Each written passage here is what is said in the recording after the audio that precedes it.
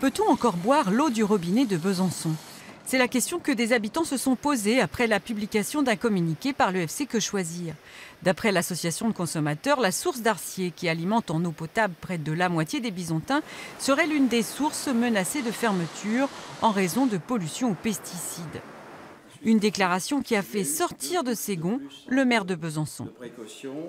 C'est une atteinte à l'image de Besançon, de son eau, dont nous sommes si fiers. Il faut faire très attention, parce que quand je lis cette source menacée de fermeture, dont la source d'Arcier, et que vous me confirmez, madame, qu'elle n'a jamais été menacée, c'est très grave. Quand on dit qu'il faut qu'il y ait de la transparence, on interpelle la préfecture du Doubs.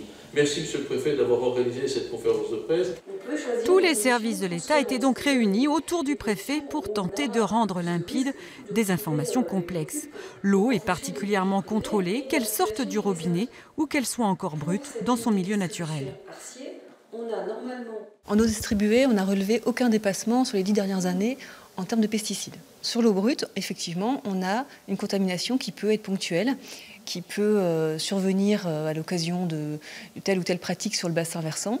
Donc on a quelques dépassements qui restent pour autant conformes pour une eau brute, c'est-à-dire qu'on est inférieur au seuil de 2 microgrammes par litre fixé par la réglementation. Et pour éviter ces pics de pollution, la zone qui est directement liée à la source d'Arcier est protégée depuis 2004.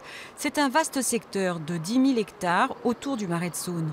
De nombreuses actions ont été entreprises pour que collectivités, agriculteurs et particuliers n'utilisent plus de pesticides dans cette zone vulnérable.